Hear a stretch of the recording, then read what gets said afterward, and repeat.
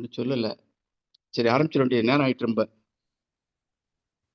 இந்நிகழ்வானது தமிழ்நாடு கலை இலக்கிய பெருமன்றமும் இலக்கிய குழுவும் இணைந்து நடத்தும் இணையவழி நிகழ்வாகும். இது நாளும் ஒரு கதை சொல்லல் என்ற தலைப்பின் கீழ் தோமுசி ரகுநாதன் மற்றும் புதுமைப்பித்தன் ஆகியோர் கதையை சிறந்த ஓர் ஆளுமை வாயிலாக சொல்லியும் கேட்டும் வருகிறோம். தோழர்களே, ஆளுமைகளே, 34ஆம் நாளாகிய இன்று ஒரு நாள் கழிந்தது என்ற புதுமைப்பித்தனின் சிறுகதையை சொல்லவிருக்கும் ஆளுமை, நம்மிடையே இன்றைக்கு பயணிக்க இருக்கும் ஆளுமை சே ஆயிஷா சித்திக் ஆசிரியர் ஆவார். இவர் செங்கல்பட்டு மாவட்டத்தைச் சேர்ந்தவர். இவரின் பணிகள் நிறைய உன்னதமான பணிகளாக இருக்கிறது. இவர் வளரிளம் பருவ மாணவர்களின் பிரச்சனைகள் குறித்த ஆய்வு மற்றும் சாதியற்ற கல்வி போன்ற குழுவில் பணியாற்றி வருகிறார். இது ஒரு உன்னதமான பணி என்று நம் அனைவருக்கும் தெரிந்த ஒன்றுதான். சமூக செயற்பாட்டாளராகவும் சேவை புரிந்து வருகிறார்.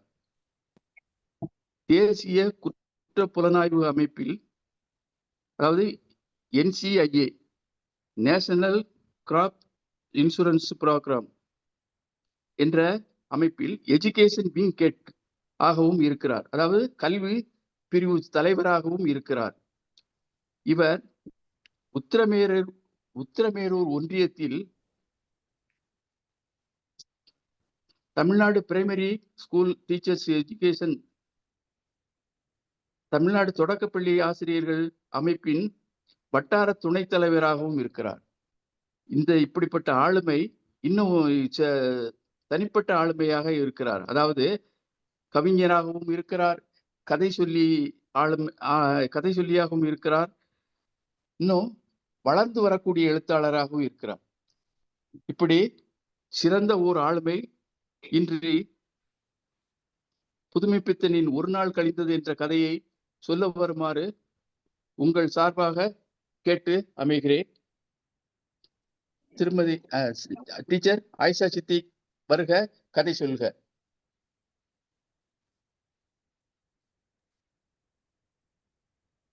மாலை வணக்கம் தோழமைகளே. வணக்கம். வணக்கம், சொல்லுங்க. வணக்கம். மீண்டும் ஒரு முறை உங்க எல்லாரையும் சந்திக்கிறதுலயும் உங்ககிட்ட பேச வர்றதுலயும் எனக்கு மற்றற்ற மகிழ்ச்சி. இது மிக சிறந்த ஒரு சந்திப்பா எனக்கு அடிக்கடி அமைஞ்சதுல எனக்கு ரொம்ப பெரிய சந்தோஷம். இதுல இன்னும் சிறப்பா சொல்லணும்னா, புதுமைப்பித்தனோட சிறுகதைகள் பத்தி நம்ம பேசிட்டு இருக்கோம். அவரை பத்தி சொல்றதுக்கு முன்னாடி இங்க இருக்கிற எல்லாருக்குமே புதுமைப்பித்தன்றது எப்படிப்பட்ட ஆளுமை அப்படிங்கிறது எல்லாருக்குமே நல்லா தெரிஞ்ச ஒரு விஷயம். ஸோ நம்ம அதை பத்திய அதிகப்படியான ஒரு செய்தி நம்ம ஆசிரியர் குறிப்பு பத்தி சொல்ல வேண்டிய அவசியமே இல்லாத ஒரு நபர். அதுதான் அங்க சிறப்பான விஷயம். அவரை பத்தி பேசுறதே பெருமை அப்படின்ற மாதிரி ஒரு விஷயம். இதுல ஒரே ஒரு குறிப்பு மட்டும் நான் சொல்ல விரும்புறேன். இந்த புத்தகத்துல நான் படிக்கும் பொழுது அந்த பதிப்பகத்தார்கள் ஒரு குறிப்பு எழுதியிருக்காங்க கடைசி பக்கத்துல. புதுமைப்பித்தன் சிறுகதைகள் அப்படின்ற புக்ல ஒரு கடைசி பக்கத்துல ஒரு நோட் எழுதியிருக்காங்க. அன்பான தோழர்களே, கேக்குதுமா? ஒரு நிமிஷம். அன்பான தோழர்கள் அனைவரும் அவரவர் மைக்கை மீட் பண்ணி கொள்ளுமாறு தயவு செய்து கேட்டுக்கொள்கிறேன். தொடருங்க. நன்றி தோழர். அதுல ஒரு நோட் கொடுத்திருக்காங்க. அவங்க இந்த புக்கு வெளியிட்டு மிக மலிவான பதிப்பா கொடுக்கணும் அப்படின்னு சொல்லிட்டு அவங்க போட்டிருக்காங்க. அது போடும்பொழுது 7 நாட்களுக்குள் 5000 படிகள் விற்பனையானது. இந்த எழுச்சி எங்களுக்கு ஒரு புது அனுபவம். தமிழ் பதிப்புலகத்தில் முன்னை போல் எப்பொழுதும் நிகழாத ஒரு அனுபவம் அப்படின்னு சொல்லிட்டு ஒரு அற்புதம் அப்படின்னு கொடுத்திருக்காங்க. ஒரு பதிப்பாசிரியர்கள், ஒரு பதிப்பகத்தார் இந்த லைனை அவங்க பதிப்பிட்டு சொல்லியிருக்காங்க அப்படின்றதே அந்த நூலோட ஆக பெரும் சிறப்பா இருக்கு. சோ நண்பர்களுக்கு வாங்கி கொடுப்பதை பெருமையா நினைக்கிற அளவுக்கு இந்த பதிப்பு இருக்கு அப்படின்னு அவங்க குறிப்பிட்டிருக்காங்க. இந்த ஒரு விஷயம் அதுவே போதும். அதுவே இன்ட்ரோக்கு அதுவே போதும். நேரடியா நான் கதைக்கு போறேன். ஒரு நாள் கழிந்தது. நான் சொல்ல வந்திருக்க கதை வந்து ஒரு நாள் கழிந்தது. உண்மையிலேயே இன்னைக்கு ஒரு நாள் கழிந்தது அப்படின்ற மாதிரி அந்த அந்த நிகழ்வு இந்த கதைக்குள்ள போறதுக்கு முன்னாடி நம்ம சில விஷயங்கள் கேட்கும்போது என்ன அப்படின்னா இந்த இந்த ஸ்டோரி வந்து ஒன் டே டெல்லிங் ஸ்டோரி. அதாவது ஒரு நாள்ல ஒரு நிகழ்வு அன்றே ஆரம்பித்து அன்றே முடியிற மாதிரி ஒரு கதை இது. இது ஒரு இப்பவும் ஒரு அருமையான ஒரு யுக்தியா கையாளப்பட்டு கொண்டே இருக்கிற ஒரு யுக்தி. இதை வந்து சிறுகதை ஆரம்ப காலத்திலேயே அவரு கையாண்டிருக்கிறாரு. இந்த யுக்தி இவ்வளவு பிரமாதமா அதுல கையாளப்பட்டிருக்கு அப்படிங்கிறதே அந்த கதைக்கான ஆகப்பெரும் சிறப்பு. கமலம், இந்த கூஜால தண்ணி எடுத்து வை, வெற்றிலை செல்லத்தை போடணும், வச்ச இடத்துல இருந்தா தானே இப்படின்னு ஆரம்பிக்கிறவர் தான் கதையோட ஹீரோ. பேரு முருகதாசர். அவரோட அது புனைப்பெயர். புனைப்பெயர்னு சொல்லப்பட்டிருக்கு. ஆனா உண்மையான பெயர் அதுல வேற எங்கேயுமே கொடுக்கப்பட்டில்ல. புனைப்பெயர். கையில இருந்த கோரப்பாயை விரிக்கிறதே அவருக்கு ஒரு பெரிய ஜால வித்தை. அந்த கோரப்பாய் எப்படின்னா 2 பக்கம் கிழிஞ்சிருக்கு. 2 பக்கமா துண்டு துண்டா ஆகி நடுவுல ஒரு பக்கம் கிழிஞ்சிருக்கு. இத வந்து அதுல இருந்து விடுதலை பெற நினைக்கிற கோரை கீற்றுகள் அத வந்து நம்ம மூடி மறைக்கணும். இல்லைன்னா அது குத்திடும். பொண்டாட்டியோட புடவையோ இல்லைன்னா புள்ளையோட பாவாடையோ எடுத்து போட்டு அதுக்கு மேல ஒரு மெத்த விரிப்பாக்கி அதை விரிச்சு உட்கார வைக்கிறதே பெரிய ஜால வித்தை. இதுல அவரை பொறுத்த வரைக்கும் இது 2 பேர் செய்யக்கூடிய வேலை. அதனால அவர் தனியா அதை செய்ய மாட்டார். உடனே தன்னோட சகதர்மினியை அவர் நினைக்கிறார். வந்து இதை பண்ணணும் அப்படின்னு சொல்லிட்டு கமலா அப்படின்னு உள்ள கூப்பிடுறாரு. இதுல என்ன ஒரு சிறப்பு அப்படின்னா அவங்க வீட்டுல அவருக்கும் அவங்களோட சகதர்மினிக்கும் நடுவுல அவ்வளோ பெரிய பிளவுன்னு நம்ம என்ன நினைச்சிருப்போம், ஏதோ சண்டை போல இருக்கு, ஏதோ மனஸ்தாபம் போல இருக்கு. அப்படி இல்லை. அவரோட அறைக்கும் அவங்களோட சமையல் கூட்டத்துக்கும் நடுவுல ஒரு மிகப்பெரிய இடைவெளி.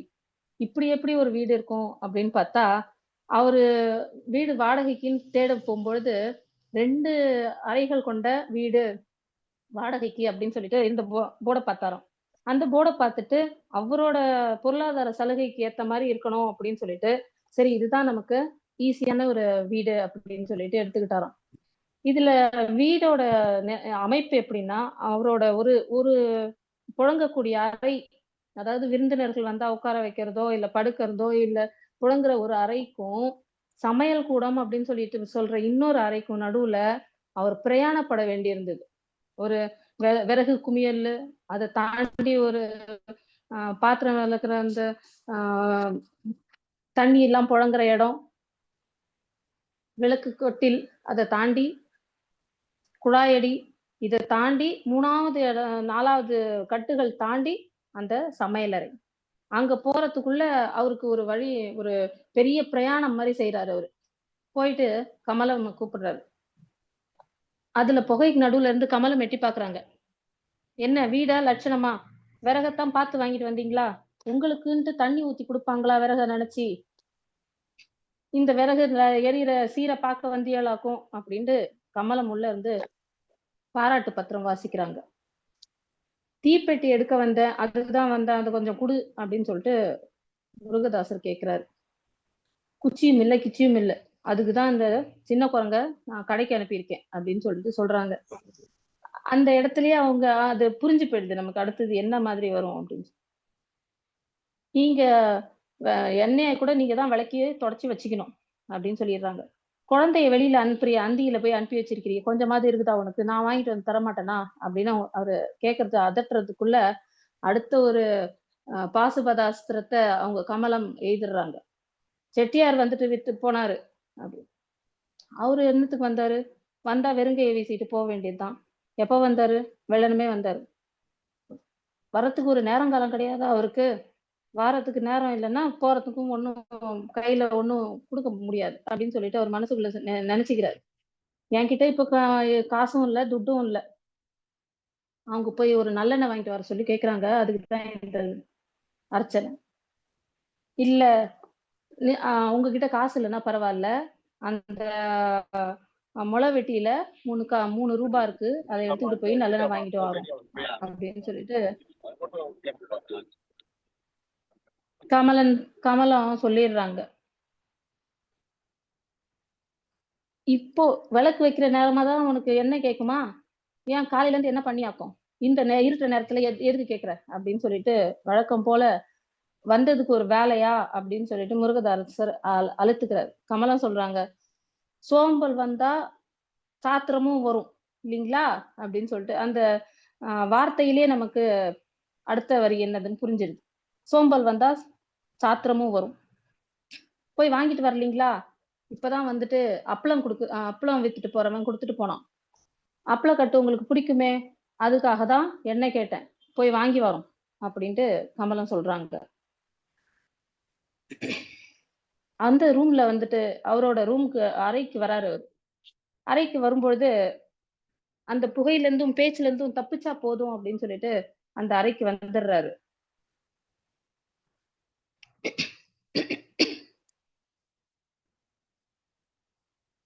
அந்த அறையில இருந்து கமலம் பேசுறதும் எதுவுமே கேட்காது. அதுவே அவருக்கு பெரிய நிம்மதியா போயிடுது. வந்தவரு வந்து வெளியில வந்து நின்னு பாக்குறாரு. இருட்டுனா அந்த ஜன்னல் வழியா வெளியில இருக்கிற மின்சார விளக்குல இருந்து கொஞ்சோண்டு வர வெளிச்சம் அது அந்த ரூம்ல கொஞ்சமா உயிர் கொடுக்கும். ஆனா அதுவும் இன்னைக்கு கார்பரேஷன்காரங்களும் அவருக்கு இது பண்ணல, கைங்கரியம் பண்ணல. அதனால இன்னமும் இருட்டாதான் இருக்கு அப்படின்னு சொல்லிட்டு வெத்தலையை போட்டுக்கிட்டு கவலையும் இதுவாவுமா அம்மா அவங்க பொண்ணு வரத வெயிட் பண்ணி பார்க்கணும் அப்படின்னு நினைச்சு பாக்குறாரு. அவர் வந்து ரொம்ப பெரிய ஜித்தன். விளம்பர கம்பெனில மாதம் 30 ரூபாய்க்கு அவருக்கு வேலை. கதை அளக்கிறதுல மிகப்பெரிய வித்வான். ஆங்கிலேயர்கள் இந்த கதைக்கு மயங்கே அவருக்கான 30 ரூபாய் மாசம் சம்பளத்துல அவர் வச்சிருந்தாங்க. ஏன்னா எப்பவுமே அவர் வந்து இல்லாத ஒரு விஷயத்த உருவாக்கி சொல்றதுல வித்தகர். அந்த திறமைக்காகவே ஆங்கிலேயர்கள் மயங்கி அவருக்கு 30 ரூபாய் சம்பளத்துக்கு வேலைக்கு வச்சிருந்தாங்களாம். அதுவும் அந்த வேலையானது எப்பவுமே அவரு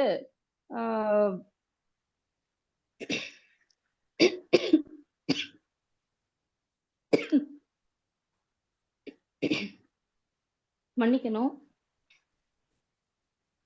தண்ணி குடிச்சுக்கோங்க.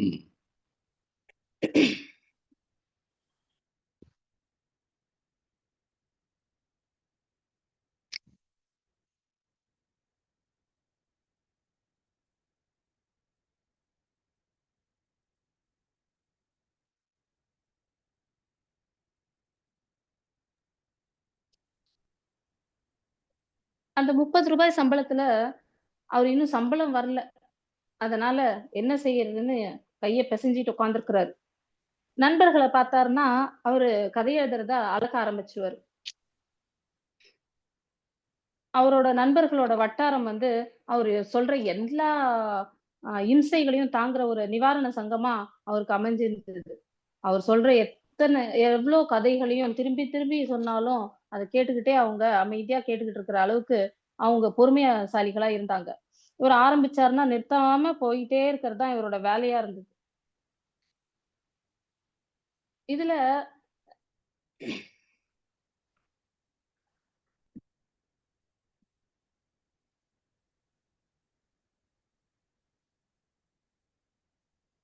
மகளை தேடிக்கிட்டு போறாரு. அந்த மின்விளக்கு வெளிச்சமும் அவருக்கு வந்து அவரோட மகளை வந்து எங்க இருக்கிறாங்க அப்படின்னு பார்க்க முடியல அவங்களால. அதனால அவர் என்ன பண்றாருன்னா மின் விளக்க அவர் அந்த வெளிச்சத்திலேயே மகளை தேடிக்கிட்டு போறாரு. போயிட்டு இருக்கும்பொழுது அங்க உட்காந்து ரிக்ஷாக்காரன் கூட பேசிட்டு இருக்கா. ரிக்ஷாக்காரன் கூட பேச மட்டும் இல்ல, கதை அடிச்சுட்டு இருக்கா. என்னதான் அப்படின்ட்டு போய் கேட்டா, ஏட்டி என்னடி பண்றீங்க அப்படின்னு கேட்டா, என்னதான் அலமுன்னு பேர் சொல்லி கூப்பிடுவீங்க அப்படின்னு சொன்னீங்கல்லப்பா, இது இப்ப எதுக்கு ஏட்டின்னு கூப்பிடுறீங்க அப்படின்னு அந்த குழந்தை கேக்குது. அவருக்கு வந்து அதுக்கு பதில் சொல்லாம, என்ன பண்ணிட்டு இருக்க இங்க நீ, அது முதல்ல சொல்லு அப்படின்னு சொல்லிட்டு கேக்குறாரு.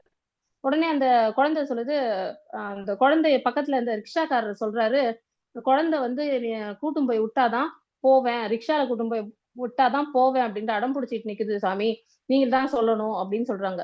உடனே கேக்குறாரு அவரு, என்ன இது, ஏன் இப்படி பண்ணிட்டு நிக்கிற, நீ வந்து எதுக்கு ரிக்ஷால வரணும் அப்படின்னு அடம் பிடிக்கிறன்னா, ஏன் பக்கத்து வீட்டு பங்கஜத்தை கூட நீ ரிக்ஷாக்காரன் கூட்டின்னு தானே வர்றான் அப்படின்னு சொல்லு. பக்கத்து வீட்டு பங்கஜம் சப் ரெஜிஸ்ட்ராரோட மக. அவ வந்து கார்லயும் போவா, ரிக்ஷாலயும் போவா அப்படின்றத இந்த குழந்தைக்கு எப்படி சொல்லி புரிய வைக்கிறது அப்படின்னு தெரியாம முருகதாசர், கிளம்பு வா போலாம், தீப்பெட்டி எங்க அப்படின்னு கேக்குறாரு. கடைக்காரன் கொடுக்க மாட்டேன்னு சொல்லிட்டான் அப்படின்னு சொல்லும்போது கடைக்காரனை பார்த்து கேட்கறதுக்காக போறாரு இவரு. சாமி நீங்க தான் கொடுக்கவே இல்லையே, நீங்க மாத இதையே நீங்க இன்னும் தீக்கலையே, நான் பிழைக்க வந்தவன் அப்படின்னு சொல்றாரு கடைக்காரர். முருகதாசர் கேட்கிறாரு, நானும் தான் பிழைக்க வந்தவன், பின்ன சாகவா வந்தவன், நானும் தான் பிழைக்க வந்தவன், சம்பளம் வரல இன்னும், போங்க சாமி, நீங்க இது இன்னுமே நீ தீக்கல, போன மாசமும் இந்த மாசமும் சேர்ந்துருக்கு, அதையும் நீங்க தீக்கல, சரி தீப்பெட்டியை கொடு அப்படின்னு. இது என்ன பிரமாதம், கொடுத்துட்டா போச்சு அப்படின்னு சொல்லிட்டு கொடுத்துடுறாரு. திங்கக்கிழமையாவது கொடுத்துடணும், நீங்க திங்கக்கிழமை எப்ப சம்பளம் வரும் அப்படின்னு கேட்கும்போது, திங்கக்கிழமை வரும், திங்கக்கிழமையாவது கொடுத்துருவீங்களா? கண்டிப்பா கொடுக்குறேன், திங்கக்கிழமையாவது கொடுத்துருங்க, நான் சீட்டு கட்டணும். இல்ல நான் திங்கக்கிழமை கண்டிப்பா கொடுத்துட்றேன் அப்படின்னோடனே ஒரு கவலை தீர்ந்ததா இருந்தது அவருக்கு. ஒரு கவலை தீர்ந்தது, அதாவது திங்கட்கிழமை வரைக்கும் அவரோட கவலை தீர்ந்ததா, ஒத்தி வைக்கப்பட்டதா இருந்தது. அந்த தீப்பெட்டியை வாங்கிக்கிட்டு குழந்தையும் கூப்பிட்டுக்கிட்டு வேகமா வீட்டுக்குள்ள வராரு. வீட்டுக்குள்ள வந்தோடனே குழந்தை என்ன அது கேட்கவா செய்யும், இறக்கி விட்டு இறக்கி விடு இறக்கி விடு அப்படின்னு சொல்லிட்டு அப்பாவை இது பண்ணுது. இறக்கி விட்ட உடனே ஒரே அண்டியா ஓட பாக்குறது. பல்லு மாமா வந்துட்டாரு அப்படின்னு சொல்லிக்கிட்டே ஓடுது குழந்தை. பல்லு மாமாங்கிறது காரண இடுகுறி பெயரா அந்த குழந்தை வச்ச பேரு. அவருக்கு பல்லு கொஞ்சம் அதிகப்படியா தன்னோட இருப்பை காட்டுறதுக்கு துருத்திக்கிட்டு வெளியில இருக்கிறத பார்த்துட்டு அது குழந்தை வச்ச பேரு. அழகான ஒரு காரண இடுகுறி பெயர் அப்படின்னு சொல்லிட்டு சொல்லப்பட்டிருக்கு. அந்த குழந்தை என்ன பண்ணுது, கத்திக்கிட்டே ஓடிடுது. இறக்கி விட்ட உடனே ஓட ஆரம்பிச்ச உடனே பாவாடை தடுக்கி விழுந்துருது. விழுந்த குழந்தைய ஓடி போய் முருகதாசர் தூக்குறாரு. தூக்குனோடனே என்ன இப்படி விட்டுட்டீங்களே குழந்தைய அப்படின்னு சொல்லிட்டு அவரோட நண்பர் கேட்டுக்கிட்டு சுந்தரம் பிள்ளை, அங்க சுப்பிரமணிய பிள்ளை உள்ள வராரு. அவருக்கு அவர்தான் அந்த பல்லு மாமா. பல்ல தூக்கி கொண்டு இருக்கிற ஒரு காரண பெயரோட இருக்கிற ஒரு நண்பர். அவர் உள்ள வந்த உடனே பாருங்க இந்த பிள்ளை இப்படி துருண்டு இப்படி பண்ணுது அப்படின்னு சொன்ன உடனே, ஏன் பிள்ளை அழகா வளர்ந்துட்டு இருக்காளே, பள்ளிக்கூடத்துல சேர்க்க வேண்டியது தானே அப்படின்னு கேக்குறாரு. பள்ளிக்கூடத்துலதான் கொண்டு போய் தள்ளணும்னு நினைக்கிறேன், இவ பண்ற சேட்டை தாங்க முடியல, அதனால கொண்டு போய் சேர்த்துடணும்னு நினைக்கிறேன்.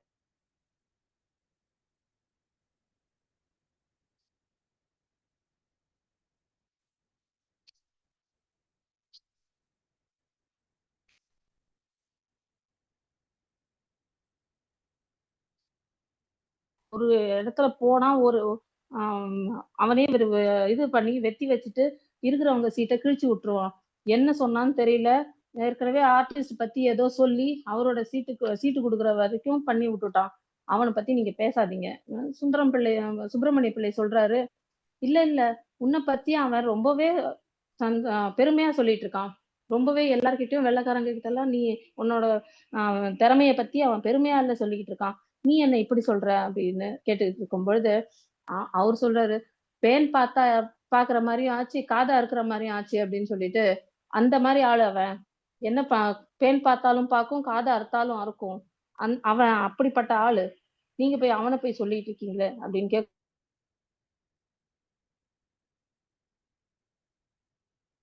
சைத்தான் நினைச்ச மேனிக்கு சைத்தான் முன்னாடி வந்து நிக்கும்னு சொல்லுவாங்க. அந்த மாதிரி இருக்கு, இவன் வந்துட்டான் அப்படின்னு 2 பேரும் பேசிட்டு இருக்கும் பொழுது சுந்தரம் உள்ள வராரு. உள்ள வந்துட்டு என்னப்பா என்ன ஆச்சு அப்படின்னு சொல்லும்பொழுது, உள்ள திரும்பி அலமு கிட்ட குழந்தைகிட்ட சொல்றாரு முருகதாசர், போய் 3 காஃபி எடுத்துட்டு வா அப்படின்னு சொல்லிட்டு, இங்க இருந்தே ஒரு குடுக்குற குரல் 3 கட்டு தாண்டி கமலத்துக்கே கேட்டிருக்குன்ற அளவுக்கு அவர் சொல்றாரு. அந்த குழந்தை ஓடி போயிடுது, 3 காஃபி கொண்டு வரணும் அப்படின்னு சொல்லிட்டு. உடனே முருகதாசரும் சுப்பிரமணிய பிள்ளையும் சுந்தரமும் பேச ஆரம்பிக்கிறாங்க. என்ன நீங்க பத்திரிக்கை இதுல இருந்து ஆபீஸ்ல இருந்து நின்னுட்டீங்களாமே அப்படின்னு சுந்தரம் வாயை புடுங்க ஆரம்பிக்கிறாரு. உடனே அவர் சொல்றாரு, வயிற்று பிழப்புக்கு என்ன என்ன ஆச்சு, சீலப்பெண் குத்துறதும் ஒரு பிசினஸ் ஆக இருந்தா அதை செய்யாம அதுக்கு கிடைக்கிற சான்ஸை நான் மிஸ் பண்ணுவேனா அப்படின்னு முருகதாசர் சொல்றாரு.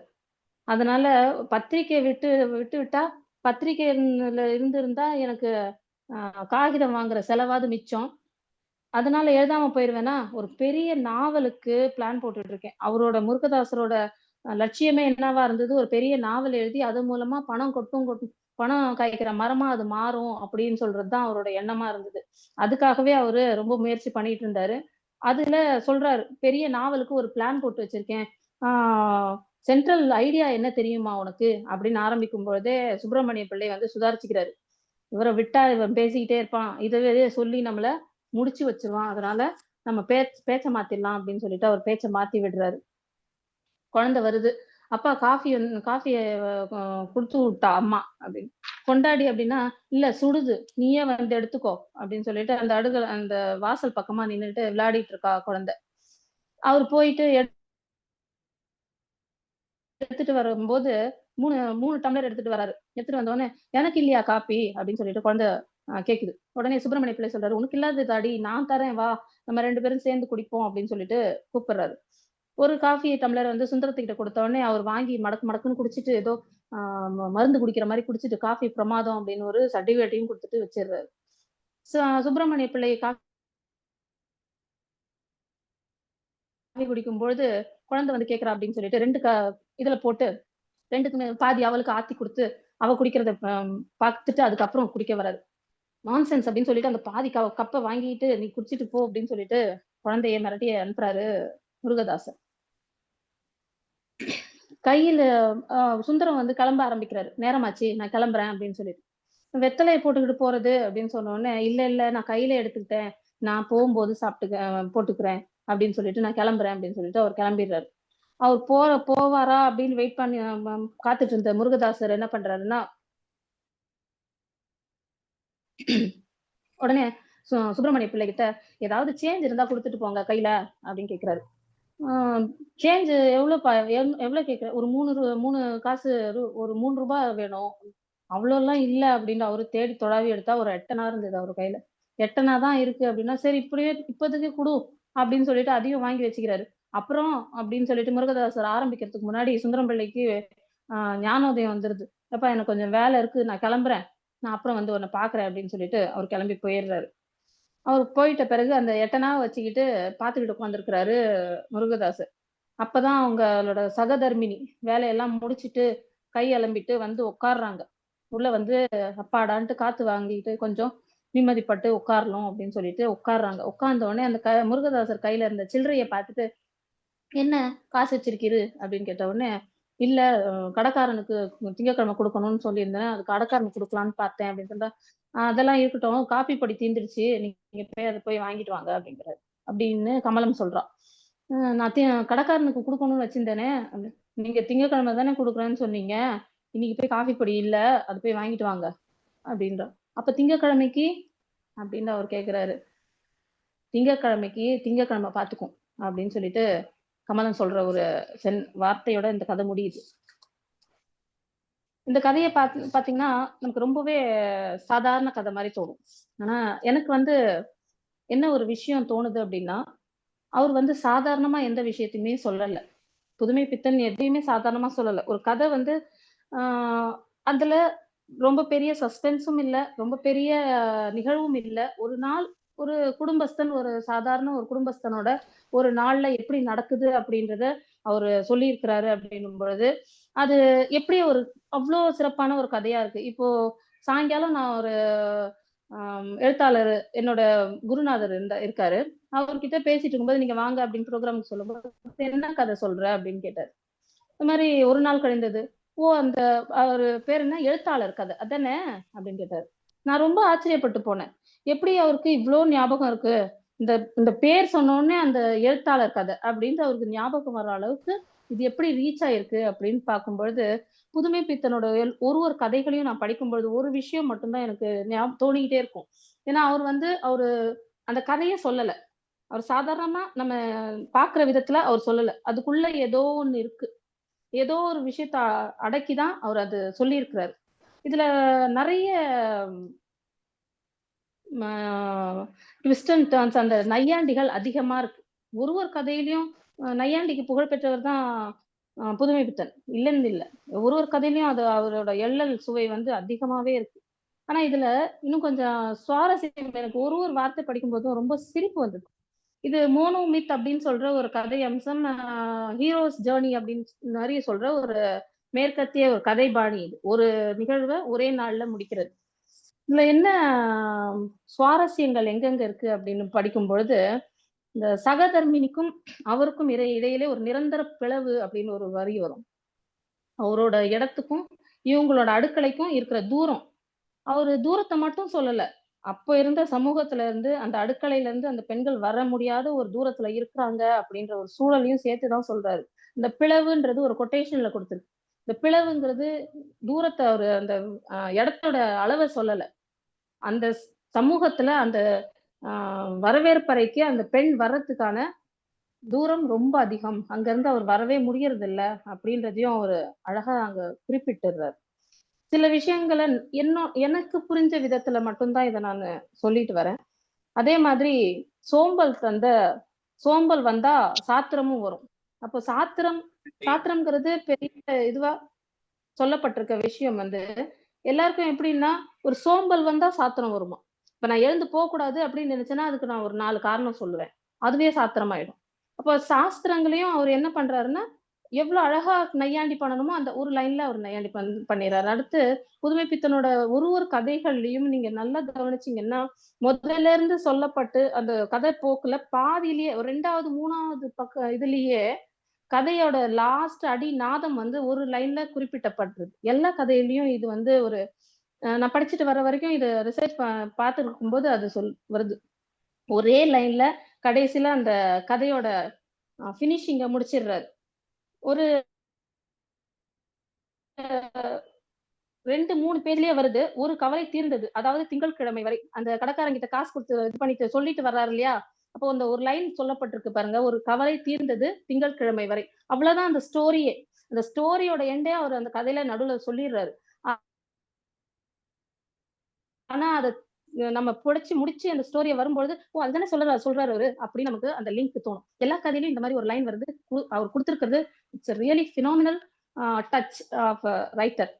நெறைய விஷயம் நம்ம பேசும்போது நான்லாம் நெனைப்பேன், நெறைய ஆங்கில வார்த்தைகள் பயன்படுத்துறோம். தமிழ்ல கரெக்ட்டா பேசுறது நமக்கு கொஞ்சம் சிரமமா இருக்கே அப்படின்னு சொல்லிட்டு. இந்த கதைய படிக்கும்போது எனக்கு ரொம்ப சந்தோஷமா இருந்தது. அவரோட ஆங்கில பதங்கள் வந்து அவர் யூஸ் பண்ணிட்டே நடுவுல வந்திருக்கிறது, ரொம்ப அழகான ஒரு விஷயமா அதுல வந்திருக்கும். அது ரொம்ப ரசனைக்குரிய விஷயமாவும் அதுல வந்திருக்கும். அத வந்து நம்ம சொல்றது வந்து பெரிய இதுவா இல்ல அப்படின்றது நமக்கே ஒரு ஆறுதலான ஒரு விஷயமா அவர் குடுத்திருப்பாரு அதுல. அதுவும் சப் ரெஜிஸ்ட்ரார் குழந்தை வந்து டெய்லி ஆ ரிக்ஷால போதே, நான் ஏன் போக்கூடாது? அப்படின்ற அலமு கேட்கிற கேள்வியில வந்து அந்த சமூகத்தோட ஏற்றத்தாழ்வுகள அவர் அழகா சுட்டிக்காட்டுறார். சப் ரெஜிஸ்ட்ராரோட குழந்தை ஏன் டெய்லி ரிக்ஷால போகுது? ஏன் நம்மால முடியல? அப்படின்னு அந்த குழந்தை யோசிக்கிறதா காட்டுறது சமூகத்தோட இன்னொரு கட்டத்த அவரு விளக்குறதுக்கான ஒரு இது. அதே மாரி காரண இடுகுறி பெயர் அப்படின்னு இந்த பல்லு மாமான்னு சொல்றது. ஒண்ணு காரண பெயர்ன்னு சொல்லுவாங்க, இல்ல இடுகுறி பெயர்ன்னு சொல்லுவாங்க. இது என்ன காரணத்தோட ஒரு இடுகுறி பெயர் அப்படின்னா, அவ இட்ட பெயர் இடுகுறி அவளோட இடுகுறி அது. ஆனா ஒரு காரணத்துக்காக வச்ச இடுகுறி பெயர். இவ்வளவு அழகான ஒரு சொல்லாடல் என்ற அந்த வார்த்தைகள் பிரயோகம் வந்து ரொம்ப நம்ம கவனத்துல ஈர்க்கிற விஷயமா இருக்கு. அதே மாதிரி இந்த பேன் பார்த்தாலும் பாக்கும், காத அறுத்தாலும் அறுக்கும். ஆ போற போக்குல ஒரு விஷயம் அது. பேன் பார்த்தாலும் பார்க்கும், காத அறுத்தாலும் இருக்கும். நம்ம தலைய குடுத்துட்டோம்னா என்ன வேணா நடக்கும். அவங்க கிட்ட அப்படின்ற மாரி ஒரு விஷயத்த என்ன வேணா அவன் செய்யக்கூடியவன் அப்படின்றதுக்கு ஒரு உதாரணம் குடுத்துற விதம் வந்து ஆ ரொம்ப அழகான இன்னொரு விஷயம். அதே சாத்தான் நெனச்சா முன்னாடி வந்து நிக்கும். இது நான் வந்து இங்கிலீஷ்ல படிச்சிருக்கேன். Ah think a dev think of the devil will appear அப்படின்னு சொல்லிட்டு. நான் நெனச்சேன் அது ஆங்கில பழமொழி போல இருக்கு அப்படின்னு சொல்லிட்டு. இங்க இருந்து தான் அதுவும் போயிருக்கா, இல்ல அங்கருந்து இங்க வந்திருக்கான்னு தெரியல. அந்த பழமொழியோட இது வந்து எவ்ளோ அழகா ஒரு சாத்தான நெனச்சா வந்து நிக்கும் அப்படின்னு சொல்லிட்டு ஒரு நையாண்டி குடுத்திருப்பாரு. இந்த மாரி ஒரு ஆளுங்கள பத்திய ஒரு குறிப்பு சொல்றதுக்கு இது ரொம்ப பொருத்தமான ஒரு விஷயமா இருக்கு. அதே மாரி இந்த லாஸ்ட் ஒரு விஷயம் வந்து சீலை பெயின் குத்துறதும் ஒரு பிசினஸ் ஆக இருந்து அதில் ஒரு சான்ஸ் கிடைத்தால் அதை விட்டு வைக்கிறதா? இந்த சென்டென்ஸோடயே நான் முடிச்சுக்கலாம் அப்படின்னு பார்க்கிறேன். இதுல வந்து என்ன சீலை பெயின் குத்துறது அப்படின்னா, ஆ எழுத்தாளர் வேலைய அவர் சீலை பெயின்னு சொல்றாரு. சீலை பெயின் குத்துறதுன்னு அதாவது சீலை பெயின் வந்து வெளியில தெரியாது. நமக்குள்ளேயே அனுபவிக்கிற ஒரு கஷ்டமா இருக்கும். அத எல்லார் முன்னாடியும் நம்ம எடுக்கவும் முடியாது. சீல பேன் புடிச்சிட்டு அப்படின்னு சொல்லிட்டு எல்லாரும் கிண்டல் பண்ணுவாங்க, கேலி பண்ணுவாங்கன்னு சொல்லிட்டு சீல பேன நம்மளால குத்தவும் முடியாது. அதோட தொல்லையே நம்மளால சகிச்சுக்கவும் முடியாது. நம்ம தனியா உட்கார்ந்து தான் அந்த வேலைய பார்க்கணும். வேற எங்கேயும் பண்ண முடியாது. நம்ம மட்டும் தான் பண்ண முடியும். நம்மளோட அனுபவம் மட்டும் தான் அது. அப்போ ஒரு எழுத்தாளரோட தன்னோட அனுபவம் உள்ள குத்தி அரிக்கிற ஒரு அனுபவத்த அவர் வெளியில கொண்டு வர்றது சீலப்பேன் குத்துறது அப்படின்னு கொடுக்குறாரு. அது ஒரு பிசினஸா இருந்து அதுக்கு எனக்கு சான்ஸும் கிடைச்சா அது என்ன விட்டா வைக்கிறது. இப்போ எழுத்தாளர்ன்ற ஒரு விஷயத்த அவர் எவ்வளவு அழகா கொடுத்துட்டாரு. நான் நினைச்சு பாக்குறேன், இப்போ நம்ம எல்லாமே சீலப்பேன் குத்துறோம். அப்போ நம்மளோட தனிப்பட்ட ஒரு மனசுக்குள்ள இருக்கிற ஒரு விஷயத்த நம்ம தனிப்பட்ட முறையில ஒரு கொண்டு வர்றதுதான் சீலப்பேன் குத்துறது அப்படின்னு சொல்லிட்டு அவர் கொடுத்திருக்கிறாரு அப்படின்னு சொல்லிட்டு எனக்கு தோணுச்சு. அதை படிச்சு பார்க்கும்போது ரொம்பவே சந்தோஷப்பட்ட நிகழ்வா இருந்தது. எனக்கு ஒரு கதை படிக்கிறோம் அப்படின்றத விட, இப்ப கதை ஷேர் பண்றோன்றதை விட, அந்த படிக்கிற அந்த அந்த வர்ற அழகு வந்து ரொம்ப அழகா இருந்தது. திங்கட்கிழமை பார்த்துக் கொள்றது, அப்போ அவங்களோட ஒரு சமூகத்தோட நிலைமை, ஒரு உத்தியோகஸ்தனோட ஒரு நாள் வாழ்க்கை, ஒரு பெண்ணோட கஷ்டம், ஒரு குழந்தை சமூக ஏற்றத்தாழ்வை புரிஞ்சிக்க முடியாம கேட்கிற கேள்வி, அந்த நண்பர்கள் அவங்களுக்கு உதவி, அவங்களும் இருக்கிற ஏழ்மை நிலை, புட்டா இவரு பத்திரிக்கையில வேலை செய்யறதுனால காசு காகிதத்துக்கு பஞ்சம் இல்ல, புட்டா இவரு முதுகுலயே எழுதிடுவாரு காகிதம் வாங்க காசு இல்லைன்னா. ஆனா முருகதாசர் ரொம்ப அறிவாளி, முதுகுல எல்லாம் எழுத மாட்டாரு. இந்த வார்த்தைகள் எல்லாமே நம்ம பார்க்கும்போது அந்த சமூகத்தோட ஒரு நாள் கழிந்தது, முடிஞ்சிருச்சு. ஒரு நாள் கழிஞ்சிருச்சு. ஆனா அந்த ஒரு நாள் இன்னுமே கழியல. இன்னுமே அந்த சமூகத்தோட கழியாத ஒரு நாட்களா ஒரே மாதிரியான விஷயம் ஒரு சமூகத்துல தொடர்ந்து வரதா அவரு பதிவு பண்றதா நான் நினைக்கிறேன். ஏன்னா அந்த உணர்வு வந்து இன்னுமே கடத்தப்பட்டிருக்கு. இதுல இந்த இந்த கதையில பெரிய சஸ்பென்ஸ் ஒண்ணும் கிடையாது. பெரிய ட்விஸ்ட் அண்ட் டர்ன்ஸ் கிடையாது. ட்ராஜடி இல்ல. பட் இந்த ஒரு நாள் அது கழியவே இல்ல. அந்த ஒரு நாள் தொடர்ந்து வந்துகிட்டே இருக்கு. சமூகத்துல இன்றைய நிலை வரைக்கும், இன்னைக்கு வரைக்கும் ஒரு உத்தியோகஸ்தனோட இன்னைக்கு ராத்திரி, இன்னைக்கு என்ன நிலைமை என்னோடது அப்படின்னா கூட அதுல நம்ம பொருத்தி வச்சு பார்த்திடலாம் ஒருத்தரோட நிலைமை. இப்ப சமூகம் மாறவே இல்ல. சமூகத்தோட படிநிலைகளும் மாறவே இல்ல. சமூகத்துக்கு சொல்லப்படுற விதிமுறைகளும் மாறல. ஆண் பெண் இடையே இருக்கிற பிளவும் மாறல. இது எதுவுமே மாறாத ஒரு விஷயத்துல ஒரு நாள் கழிஞ்சிடுச்சு அப்படின்னு சொல்றது அந்த கதையில மட்டும் இல்ல, அது கழியவே இல்லை. அப்படி புதுமை பித்தன் யுகங்களை தாண்டி பயணப்படுறதுக்கு இந்த மாதிரி ஒரு விஷயங்கள் காரணமா இருக்கும்னு நினைக்கிறேன். இந்த விஷயங்களை நம்ம பகிர்ந்துக்கிறதுக்கும் உங்களோட ஷேர் பண்ணிக்கிறதுக்கும் உங்க முன்னாடி இதை நான் கொண்டு வரதுக்கும் எனக்கு மிக்க மகிழ்ச்சி. புதுமை பித்தனோட புனைவுகள் சொல்லப்படுவதும் பெருமை, படிக்கப்படுவதும் பெருமை, அதை கொண்டு செல்வதும் பெருமை. வாய்ப்புக்கு நன்றி தோழமைகளே.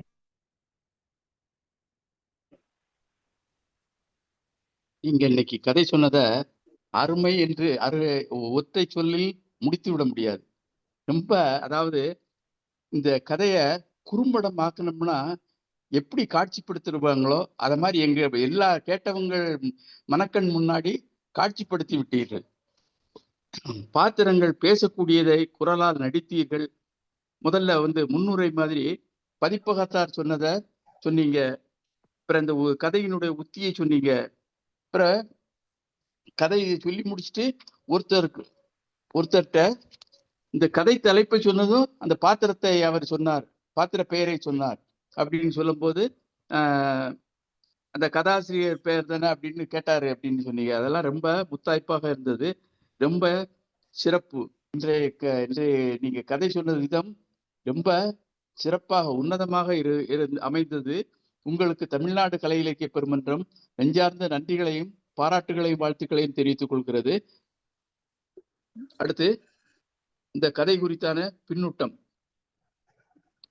முதல்ல எனக்கு கொஞ்சம் தொண்டை சரியில்லாம இருந்தது, அதற்காக மன்னிக்கணும். பரவாயில்ல, அதான் தண்ணி கூட குடிச்சிட்டு சொல்லுங்க.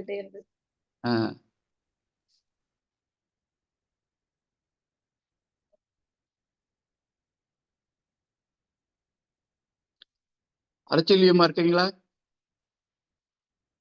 இருக்கேன் சார். சரி, சொல்லுங்க, பின்னூட்டம் சொல்லுங்க. அனைவருக்கும் வணக்கம். இன்றைய கதை சொல்லி அவங்களோட ஏஜுக்கு ஏத்த மாதிரி, வயதுக்கு ஏத்த மாதிரி கதையும் இளமையுடன் சொன்னாங்க. அவங்க கொடுத்த முன்னோட்டம் ரொம்ப அருமை. அதே மாதிரி அந்த கதையை பற்றிய பெருமை ஒரு எழுத்தாளர் சொல்றாரு, அந்த கதையாதுன்ட்டு அந்த கதை எந்த அளவுக்கு ஒரு மனதை சுண்டி இழுக்கக்கூடிய ஒரு கதைன்றத அவரை வச்சு நாம தெரிஞ்சுக்கிறோம். கதை சொன்ன விதம் வந்து ஐயா நம்ம ஒருங்கிணைப்பாளர் ஐயா அவர்கள் சொன்ன மாதிரி சாதாரணமா சொல்லிட முடியாது. ரொம்ப அழகா சொன்னாங்க. அது பின்னோட்டம்லாம் நம்ம சொல்ல தேவையில்லை. அவங்களே எல்லா பின்னோட்டத்தையும் சொல்லிட்டாங்க. நம்ம சொல்றதுக்கு ஏதாவது 1, 2 புடிச்சு வச்சுக்கிட்டாதான். அந்த கதையில் நிகழக்கூடிய சம்பவங்கள் அனைத்து இன்னைக்கு பெரும்பாலான குடும்பங்கள்ல இருக்கு. அன்னைக்கு குறைவான தொகை, இன்னைக்கு அதிகப்படியான தொகை. அதாவது விரலுக்கேத்த வீக்கம்ன்ற மாதிரி. இன்னைக்கு பொழுது ஓடிச்சா, இன்னைக்கு கடங்காரன் வராம இருந்தானா, இன்னைக்கு இந்த கடங்காரனை சமாளிச்சு அனுப்பிச்சோமா, இந்த மாசம் இஎம்ஐ கட்டணமா அப்படின்ற இன்னும் நடுத்தர வர்க்கத்துல இந்த நிலைமை இருக்கு. இந்த மனநிலையும் இருக்கு. மனநிலை இருக்கு. என்னதான் கேஸ் அடுப்பு வந்து பண்ணாலும் கூட அவங்களும் இந்த சுமையை சுமந்துக்கிட்டு தான் இருக்காங்க. அந்த வர்ணனைகள் பாத்தீங்கன்னா அந்த காலத்து வீட்டை அப்படியே படம் பிடிச்சு காட்டிடுச்சு. அவங்க சொன்ன விதம் நம்ம கண்ணு முன்னாடியே அந்த வீட்டை படம் பிடிச்சு காட்டிச்சு. சமையலறை, அதுக்கு முன்னாடி பாத்திரம் கழுவுற இடம், பைப்படி, விறகு போட்டிருக்கிறது, இந்த 4 கட்டை தாண்டி அவர் வரணுங்கிறதெல்லாம் அருமையா சொன்னாங்க. அந்த சொல்ற விதம் வந்து உண்மையிலேயே பாராட்டத்தக்கதுதான். கண்முன்னே எல்லாம் காமிச்சது. அந்த குட்டி பொண்ணு பேசுறது அதுவுமே நல்லா இருக்கு. சின்ன பிள்ளைகளுக்கு அந்த பிடிவாதம் இருக்கு. என்னையே ரிக்ஷாவில கொண்டாந்து விட சொல்லுங்க. அந்த குழந்தைகளுக்கே உள்ள இயல்பு அங்க காட்டப்படுது. இந்த கதையிலிருந்து நாம தெரிஞ்சுக்கிறது, ஒரு நாள் கழிந்ததுன்னா அவரை பொறுத்த வரைக்கும் அன்றைய பொழுது ஓடிச்சா அப்புறமா பார்த்துப்போம், இன்னைக்கு கூட நாளைக்கு கொடுத்துட்றேன். அது அந்த அந்த மாதிரி ஒரு மனநிலையில இருக்கிறவரை நினைச்சு பார்த்தா ரொம்ப கஷ்டமா இருக்கு. ஒரு குடும்பத்தை தாங்கணும்ன்றது அந்த காலத்துல சிரமம். அந்த காலத்துல எல்லாத்தையும் காசு இருக்கு, ஆனாலும் எல்லாரும் கடனாளிகள் தான். எல்லாரும் கூப்பிட்டு கடனை கொடுத்துட்டு எல்லாத்தையும் சிரமப்பட்டுக்கிட்டு இருக்காங்க. அம்மா கதை அருமையா சொன்னீங்கம்மா, ரொம்ப நல்லா இருந்தது. உங்க உச்சரிப்பு நல்லா இருந்தது, குரல் வளம் நல்லா இருந்துச்சு, வர்ணனைகள் அந்தந்த இடத்துல ரொம்ப அழகா சொன்னீங்க.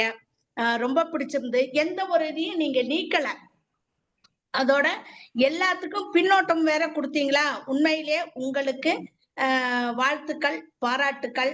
நல்லதொரு கதை கேட்ட ஒரு திருப்தி இருந்தது. வாய்ப்புக்கு நன்றி, வணக்கம். நன்றி. நன்றி அம்மா, அருமையான பின்னோட்டம். அடுத்து எழுத்தாளர் விஜிலா தெரியுறாதன், பின்னோட்டம் சொல்றீங்களா? வணக்கம், அனைவருக்கும் வணக்கம். வணக்கம். இன்றைய கதை வந்து ஒரு நாள் கழிந்தது மிக சிறப்பா சொன்னாங்க. அப்படியே ஃப்ளோவா சொல்லி அவங்களுடைய விளக்கம் எல்லாமே வந்து ரொம்ப சிறப்பா இருந்தது. இந்த கதையை பொறுத்த மட்டில ஒரு மாச கடைசியில ஒரு ஏழை குடும்ப தலைவனுடைய ஒரு நாள் வாழ்க்கையை சொல்லுது. படம் பிடிச்சு அப்படியே காட்டியிருக்கிறார். அந்த வர்ணனை, வீட்டு வர்ணனையெல்லாம் பார்த்தீங்கன்னா நம்ம கண்ணு முன்னால வந்து இத்தனை கட்டு வீடு அப்படிங்கிறது புரியுது. இந்த இடத்தை தாண்டி விறகு போட்டிருக்க இடம், வழுக்கக்கூடிய அந்த பாத்திரம் கழுவி இந்த வழுக்கு பிரதேசமான இடம், அதெல்லாம் ஒரு நையாண்டித்தனம். இந்த கதையை வந்து கதாசிரியர் படைப்பாளி வந்து யோசிச்சிருந்தாருன்னா பிளிய சோகம் ததும்ப எழுதியிருக்கலாம். ஆனா அவர் அப்படி எழுதலை. அதை எப்படி எழுதியிருக்கிறாருன்னா, அது வறுமையை சொல்லக்கூடிய கதையாகத்தான் இருக்கிறது. ஆனாலும் அதை வந்து ரொம்ப எள்ளலோட பகடி பண்ணி, அதே நேரத்துல அந்த இடித்துரைத்துக்கு எதுக்குமே வந்து குறைவில்லை. உதாரணத்துக்கு விறகு பிரதேசங்கிறதும், வழுக்கு பிரதேசம், அப்புறம் மனைவி திட்டும் போது புகையையும் பேச்சுட்டு வந்து தப்பிச்சு வந்தா போதும் அப்படின்னு சொல்றதா இருக்கட்டும், கடைக்காரர்கிட்ட கடன் அவர் கேட்கும்போது நான் என்ன பிழைக்கவா வந்தேன், நாங்க என்ன சாகவா வந்திருக்கோம் அப்படின்னு கேட்கறதா இருக்கட்டும், அந்த பொண்ணு வந்து அவருடைய மகள் வந்து உருண்டு ஓடும்போது வலுக்கட்டாயமாக அங்க பிரதர்ஷனம் செய்தாள் அப்படிங்கிற ஒரு வார்த்தையை வந்து பயன்படுத்துறாரு. இல்லைன்னா சீலப்பேன் குத்துறதா இருந்தாலும் அந்த வேலையை செய்யறதுக்குனாலும் அப்படிங்கிறக்கூடிய ஒரு எள்ளலா இருக்கட்டும், எள்ளல் நிறைந்திருக்கிறது. அதே நேரத்துல இடித்துரைத்துக்கும் ஒண்ணும் இல்லை. இந்த டீ கம்பெனியை பத்தி சொல்லியிருப்பாரு, அதே மாதிரி டேப்லெட் பத்தி சொல்லியிருக்கிறாரு. டபாசான்னு சொல்லக்கூடிய சுகர் டேப்லெட்டை பத்தி சொல்லியிருக்காரு. அதனுடைய வீரியத்தை பத்தி எழுதுனா என்ன அப்படிங்கிற மாதிரி சொல்றாரு. அது மாதிரி இன்னொன்னு, அந்த முதல் இதுலயே வந்து அவர் சொல்லும்போது சொல்லுவாரு, இந்த வீட்டுக்கு வாடகை விடுறவங்க, ஒட்டுக்குடித்தனம் வர்றவங்க எல்லாம் திருக்கழுக்குண்டத்து கழுகு என்று நினைத்துக் கொள்வார்களோ அப்படின்னு ஒரு வார்த்தையை பயன்படுத்துறாரு. அப்படின்னா திருக்கழுக்குண்டத்துல கழுகு சாப்பாட்டு வேலைக்கு மட்டும் கரெக்டா வரும், வந்துட்டு போயிடும். அப்போ வீட்டுக்கு வாடகைக்கு விடுறவங்க அப்படி நினைச்சிருப்பாங்களோ, சாப்பிட்ற நேரத்துக்கு தான் அந்த வீட்டுக்குள்ள வருவாங்க போவாங்க அப்படிங்கிற மாதிரி. அந்த மாதிரி ஒரு நையாண்டித்தனம். சென்னையில் ஒட்டுக்குடித்தனம் என்பது ஒரு ரசமான விஷயம். வீட்டு சொந்தக்காரன் குடியிருக்க வருகிறவர்கள் எல்லாரும் திருக்கழுக்குன்றத்து கழுகு என்று நினைத்துக் கொள்வார்களோ என்னமோ அப்படின்னு ஒரு நையாண்டித்தனம். எள்ளல் முழுசும் வந்து எள்ளல். ஜன்னலை பத்தி அந்த வீடு வந்து ரொம்ப வீட்டில் இருக்கக்கூடிய ஜன்னல் வந்து ரொம்ப சின்னதா இருந்தது அப்படிங்கிறது சிவபெருமானின் ஒற்றைக்கண் அப்படிங்கிற ஒரு பதத்தை வந்து பயன்படுத்தியிருப்பாரு. இது கதை வந்து ஒரு நாள் ஒரு வறுமையான குடும்பத்துல நடக்கக்கூடிய ஒரு நிகழ்வு. அதுக்குள்ள ஏகப்பட்ட உதாரணங்கள், இடித்துரைத்துகள், நையாண்டிகள் எல்லாமே போயிட்டு இருக்குது. இல்ல எனக்கு ஒன்னே ஒரு விஷயம் வந்தது. அந்த குழந்தை வந்து வெளியே போறா, தீப்பெட்டி வாங்க போறோன்னு போறா. இந்த காலகட்டத்தை யோசிச்சு பார்த்தேன். ஒரு குழந்தை வெளியே போயிட்டு அந்த பொண்ணு திரும்பி வர்றது யாரும் வெளியே விடுறது இல்லை. இப்போ அது வேற விஷயம். வரலன்னு சொன்னா தாய் உண்மையிலேயே ரொம்ப பதபயத்து போயிடுவா. இவர் தேடி போறாரு, அந்த பொண்ணு அந்த ரிக்ஷால ஏறி உட்கார்ந்து இருக்குது. இப்படி இந்த காலகட்டத்துல அதுவும் அந்த பெண் குழந்தைகள் இந்த மாதிரி தனியா வெளியே போயிட்டு ஒரு ரிக்ஷாக்காரர் கூட உட்கார்ந்து, அவர் வயதுல பெரியவரா இருக்கலாம், உட்கார்ந்து பேசிட்டு இருக்காங்கிற நிலைமை வந்து நினைச்சே பார்க்க முடியல. அந்த காலகட்டத்தில் அந்த மாதிரி இல்லாதது ஒரு ஆசீர்வதிக்கப்பட்ட வாழ்க்கை தான் அப்படின்னு தோணுது. மொத்தத்துல அந்த கதையை வந்து பாத்தீங்கன்னா ரொம்ப சிறப்பாக ரொம்ப அழகா சொன்னாங்க. கதை சொல்லிக்கு என்னுடைய வாழ்த்துக்கள். நன்றி. நன்றி. நன்றி அம்மா. அருமையான ஒரு பின்னோட்டம். அந்த குழந்தை வந்து ரிக்ஷாவில் போய் உட்கார்ந்து என்ன செய்யுதுன்னா தன்னுடைய விருப்பத்தை நிறைவேற்றிக் கொள்கிறது, ஆசையை நிறைவேற்றிக் கொள்கிறது. பிறகு தாங்கள் சொன்னதுல திருக்கழுக்குன்றம் கழுகுங்கிறது ரொம்ப முத்தாய்ப்பாக இருந்தது, ரொம்ப சிறப்பு. அடுத்து முனைவர் மகாராஜன் பின்னூட்டம் அளிக்க வரீங்களா?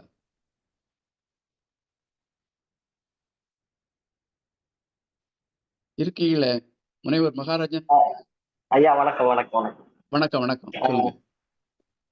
கதை சொல்லியோடைய கதை வந்து ரொம்ப அழகா நிதானமா எடுத்துரைச்சாங்க. கதை சொல்லிக்க வாழ்த்துக்கள். அது விஜிலா அம்மா வந்து அதுக்கு பின்னோட்டம் வழங்கிய விதம் ரொம்ப சிறப்பா இருந்தது. அரசெல்வி அம்மா அப்புறம் விஜிலா அம்மா பின்னோட்டம் வழங்கியது மேலும் அவர் சொன்ன கதைக்கு மேலும் ஒரு சுவாரஸ்யத்தை ஏற்படுத்தியது. ஆயிஷா சித்திக்கு அம்மா அவர்களுக்கு வாழ்த்துக்களை பகிர்ந்துக்கிறேன். நன்றிங்க ஐயா. நன்றி தோழர். மிக்க நன்றி முனைவர் அவர்களை.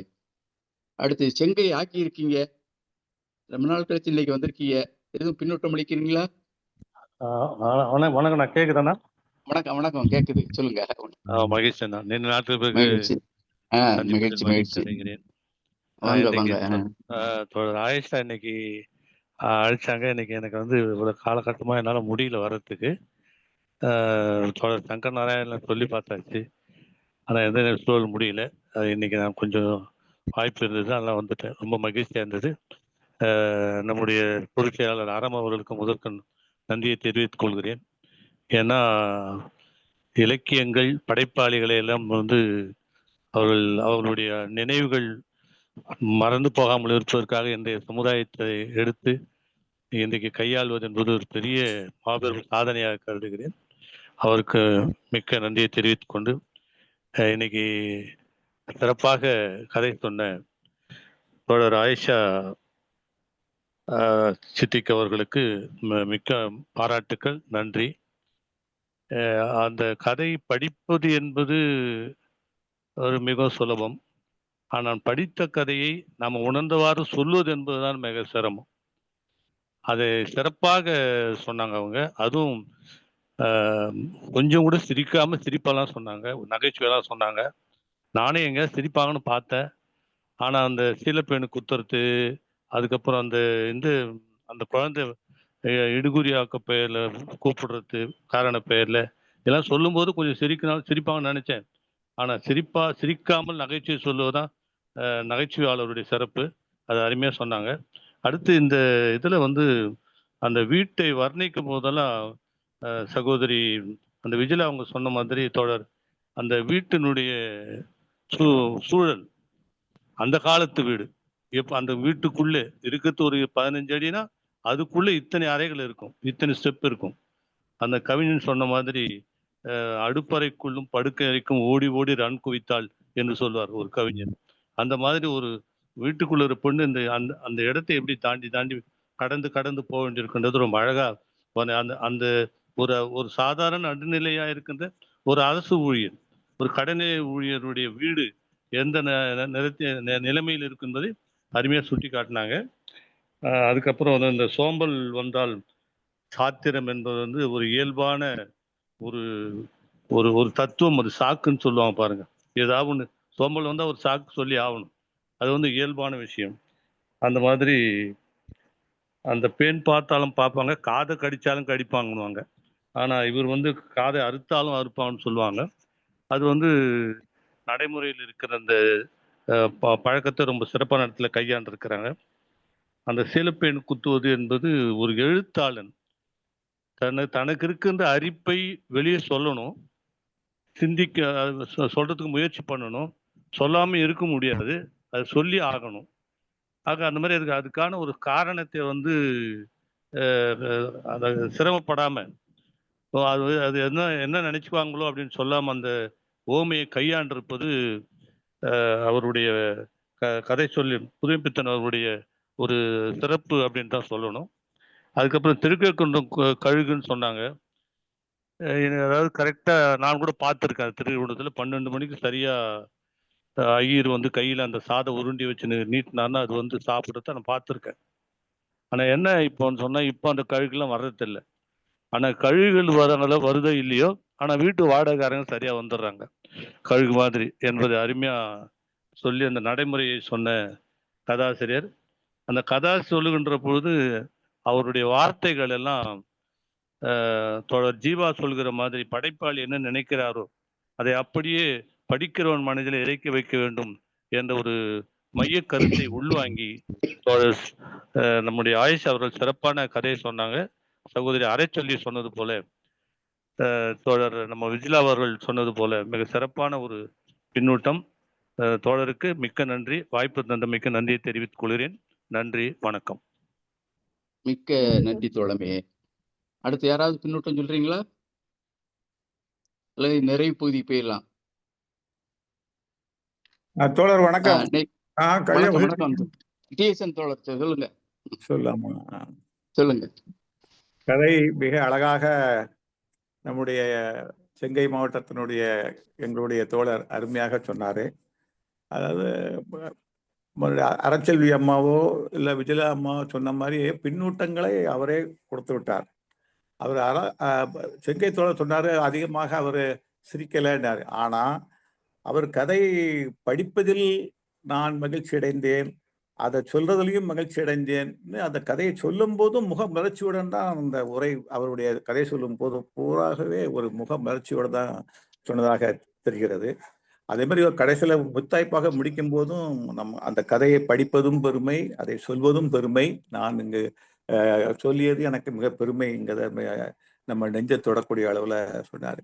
இன்னொன்று அவர் சொன்ன, நமக்கே இப்போ அந்த கதையை சொல்லும் போது ரொம்ப முகமலர்ச்சியோட ரொம்ப லைவ்லியா கொண்டு போனார். நம்ம இந்த ஆங்கில பதங்களை நம்மளால் தவிர்க்க முடியலைன்னு நமக்கே கொஞ்சம் குறை இருக்கும்போது புதுமைப்பித்தனுடைய இந்த கதையிலேயே ஆங்கில வார்த்தை பிரயோகங்கள் உள்ளன அங்கத அழகாக அவர் சுட்டி காட்டினாரு. அந்த வீடை காட்சிப்படுத்துவது அதெல்லாம் அவங்க ஏற்கனவே சொல்லிட்டாங்க. அது மாதிரி அந்த அந்த அவருடைய அந்த அதிகாரியுடைய குழந்தை ரிக்ஷால போறத வந்து ஒரு சீரியஸா சொன்னாலும் அதோட அதை சொல்றது அந்த நகைச்சுவையும் அங்க அந்த குழந்தை வந்து தரையில அழுது புரண்டு போறதை வந்து அங்க பிரதர்ஷனம் பண்றதையோ இல்லை அந்த வாடாக்காரன் கரெக்டா வந்து கழுகு மாதிரி நிற்குது, அது நகைச்சுவையும் சேர்ந்த ஒரு பிளெண்டிங் ஆஃப் அந்த சொல்லுவாங்களா காமெடி அண்ட் ட்ராஜடி, அந்த மாதிரி ரெண்டையும் கலந்து கொண்டு போறாரு அந்த கதையை. அங்கத அழகாக சொன்னாரு. அந்த வார்த்தைகள் பேன் பார்த்ததும் பார்க்கும், காதையா இல்லை பதம் பார்க்கணும், அதையும் அழகாக சொன்னார். அவருடைய கதை சொல்லக்கூடிய அந்த விதம், ஏன்னா அவங்களே ஒரு படைப்பாளி கவிஞர், அவங்களுடைய அந்த இயல்பாகவே அதற்கு அவங்களுக்கு கையில் வந்த கலையாக உள்ளது. மிக சிறப்பாக சொன்னார். நன்றி, வாழ்த்துக்கள். மிக்க நன்றி தோழமே. ஆனா கடைசியா ஒன்றும் கரெக்டா சொன்னாரு. ஆனா எல்லாம் ஒரு நாள் பொழுது கிடைந்தால் கூட அது கரெக்டா சுட்டி காட்டினாரு. ஆனா எதுவுமே நம்ம வாழ்க்கையில எதுவும் மாறின மாதிரியே தெரியலையே ஒரு ஆரங்கத்தோட ஒண்ணு சொன்னாரு. நன்றி. மிக்க நன்றி தோழமையே. அடுத்து யாராவது பின்னூட்டம் சொல்றீங்களா? இன்னைக்கு கதை சொன்ன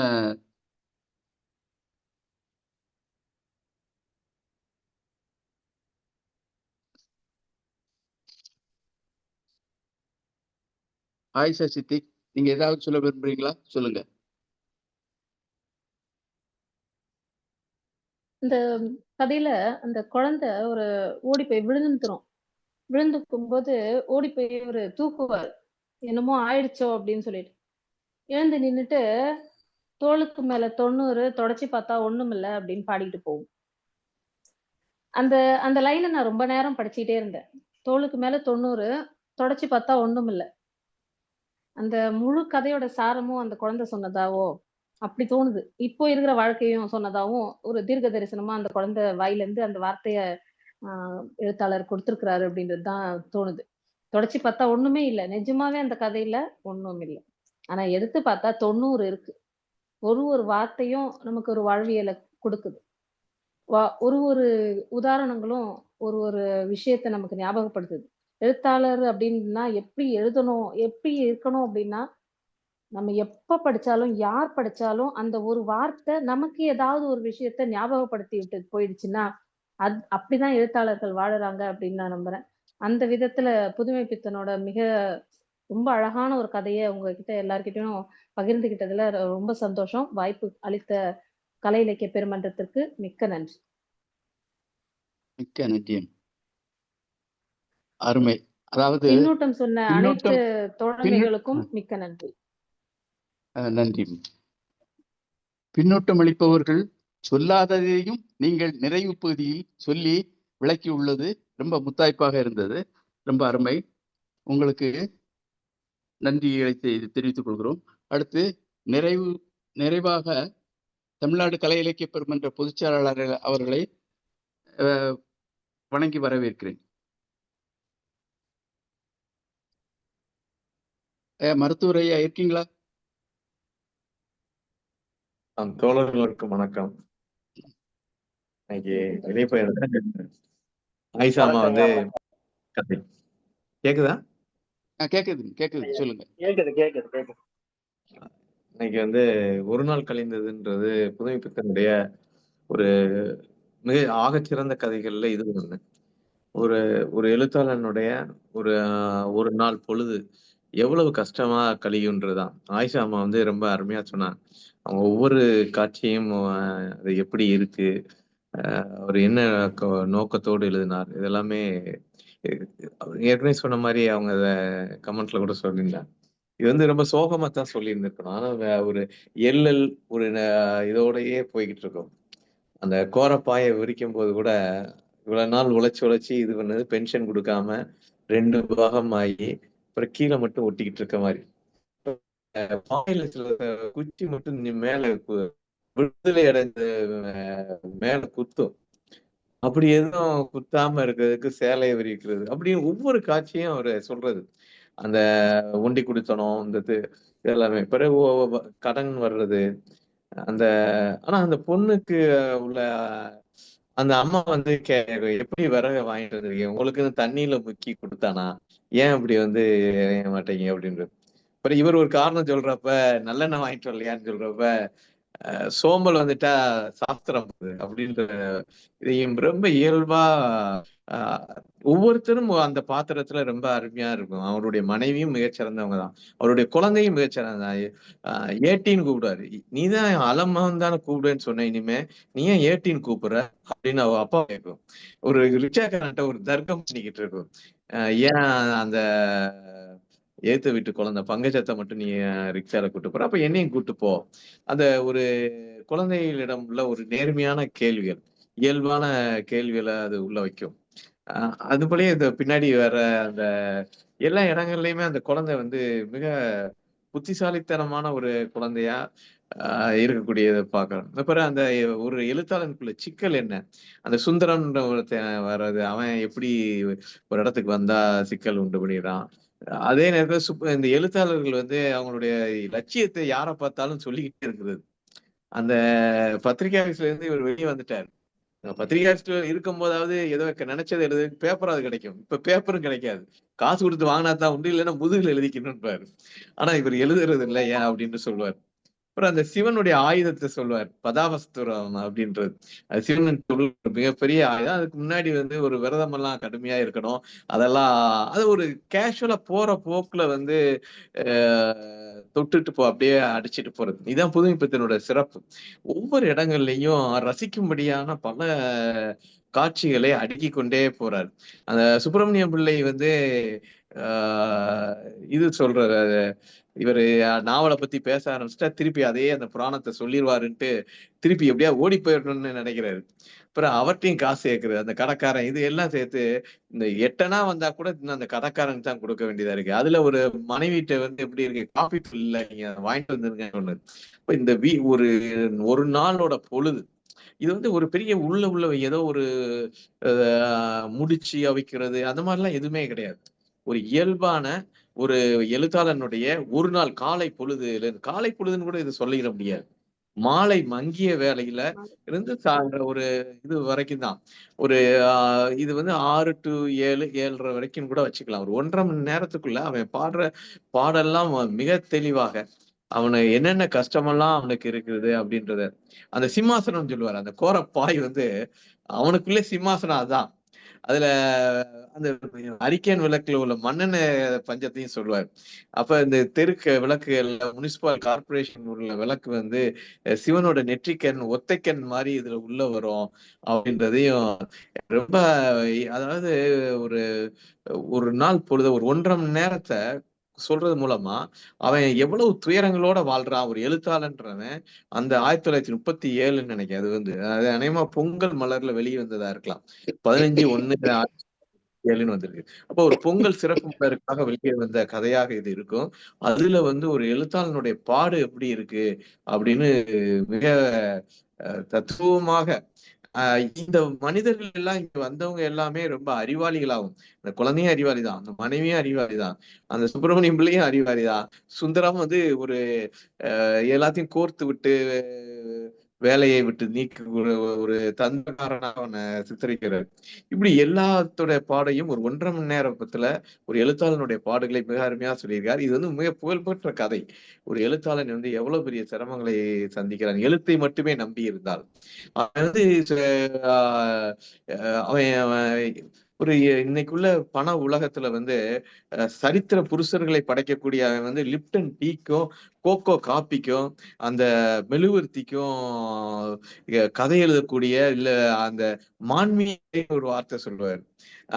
அதனுடைய மாண்புகளை சொல்லக்கூடிய ஒரு ஆளா அவனுடைய பேனா எவ்வாறு விலைக்கு வாங்கப்பட்டது, பெரிய பெரிய சரித்திரங்களை படைக்க வேண்டிய பேனா இந்த விளம்பரங்களுக்காக எவ்வாறு விலைக்கு வாங்கப்படுகிறது என்பது ரொம்ப, அதாவது ஒரு பக்கம் அவனுடைய வீட்டு நிலைமை, இந்த சமூக நிலைகள் இன்னைக்கு அவனுடைய எழுத்தை எப்படியெல்லாம் விலைக்கு வாங்கிறது எல்லாத்தையும் மிக தத்ரூபமாக சொல்லியிருக்கார். மிக அருமையா சொன்னாங்க ஐசாமா. எல்லா விதமான அவங்களே சொன்ன மாதிரி கமெண்ட்ஸும் கரெக்டா எல்லாத்தையும் சொல்லிட்டாங்க. இந்த கழுத்தை பேனும் பாக்கும் இல்ல கழுத்தையும் அறுக்குன்ற ஒரு இதை கூட சொல்லியிருப்பாரு. அது சின்ன வேலை செஞ்சாலும் சரி, பெரிய வேலை செஞ்சாலும் சரி, அவன்கிட்ட சொல்லதான் இருக்கும். சுந்தரத்தை பத்தி சொல்றப்ப அதையும் சொல்லுவார். பேன் பார்த்தாலும் பார்க்கும், இல்லைன்னா கூட கழுத்தா இருக்கணும். சீலை பேனை கூட குத்துறதை கூட ஒரு பிசினஸ் ஆக்கிடுவாங்க. இன்னைக்குள்ள பண உலகத்துல எல்லாத்தையும் வியாபாரமாக்கும் போது சீலை பேனை குத்துறது கூட ஒரு பிசினஸ் இருந்தா அதுக்கும் போய் வேலை செய்ய எழுத்தாளர்கள் தயாராக தான் இருக்காங்க. அவங்களுடைய வறுமை காரணமாக அவங்க நினைக்கக்கூடியதை எழுத முடியாமல் பணம் எதுக்கு கொடுப்பாங்களோ அதுக்கு தகுந்தபடியான எழுதக்கூடிய ஒரு நிலைமை தான் இன்னைக்கு இருக்குன்றத மிக அருமையா சொல்லியிருக்கார். அனைவருக்கும் நன்றி, வாழ்த்துக்கள். மிக்க நன்றி பொதுச்செயலாளரே. நாளைய நிகழ்வை சொல்லிட்டீங்களா? நாளைக்கு அறிவிப்போம். நாளைய நிகழ்வு நாளைய அறிவிப்போம். நான் ஒரு சில வார்த்தைகள் மட்டும். இதுல புதுமைப்பித்தன் உக்ரான அறைன்னு ஒண்ணு சொல்லியிருக்காரு. அது வடமொழி சொல்லுங்க, பொருள்கள் வைப்பு அறை, அது உக்ரான அறை.